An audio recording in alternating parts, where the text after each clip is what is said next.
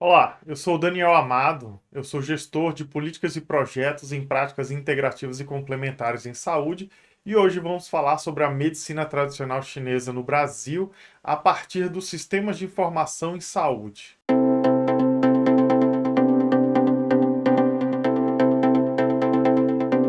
Primeiramente, gostaria de agradecer todos que estão apoiando essa iniciativa, seja pelo nosso Pix, pela campanha no Apoia-se, ou também se cadastrando como voluntário.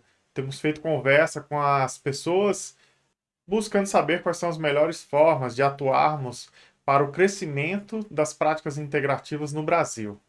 Antes de falarmos sobre a medicina tradicional chinesa, é importante contextualizarmos que ela faz parte da Política Nacional de Práticas Integrativas e Complementares no SUS, que foi instituída pelo Ministério da Saúde em 2006.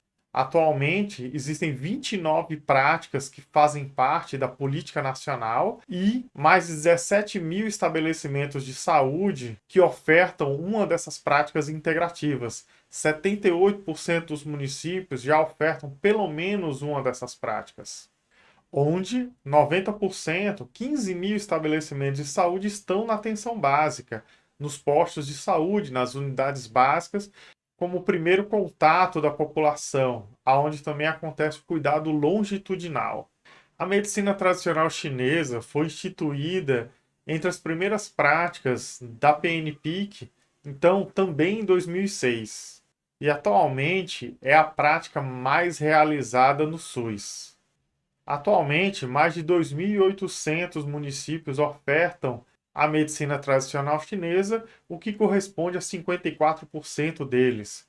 Quando falamos especificamente da acupuntura, esta é ofertada em mais de 1.900 municípios, o que corresponde a 36% dos municípios brasileiros. Nós podemos observar nesse gráfico um crescimento contínuo da oferta de procedimentos da medicina tradicional chinesa, onde em 2019 temos mais de 2.230 procedimentos da medicina tradicional chinesa ofertadas no SUS. Com a pandemia, temos uma redução grande da oferta desses procedimentos devido à mudança do funcionamento dos serviços de saúde. Quando observamos a oferta da acupuntura, percebemos um crescimento, mas depois uma certa estagnação na oferta da acupuntura, onde de 2016 até 2019 praticamente não há um crescimento da oferta de acupuntura para os municípios. Nesse sentido, é importante ações efetivas para garantir a oferta desse procedimento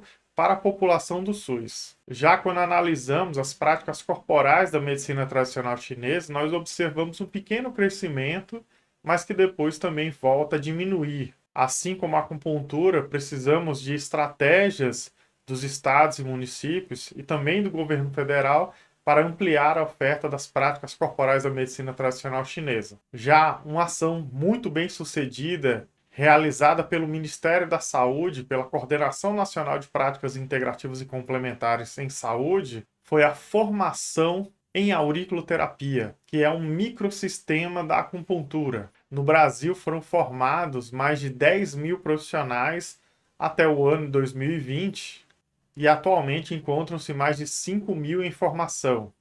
Neste curso foram ofertados polos de formação em todos os estados brasileiros, o que podemos observar o impacto da produção.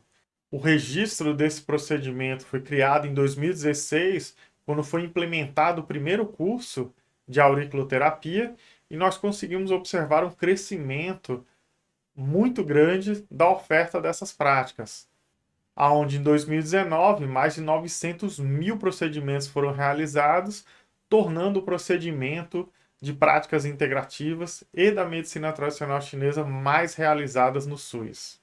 Esses dados demonstram como a ação efetiva do Ministério da Saúde e também dos estados e municípios na capacitação, na formação dos profissionais de saúde para a oferta das práticas integrativas é fundamental. Um dado também importante é que a acupuntura no Brasil ela é multiprofissional e nós conseguimos ver a partir do gráfico, considerando todos os procedimentos de acupuntura realizados no SUS, 48% são realizados pelo profissional médico, mas 52% são realizados por outros profissionais.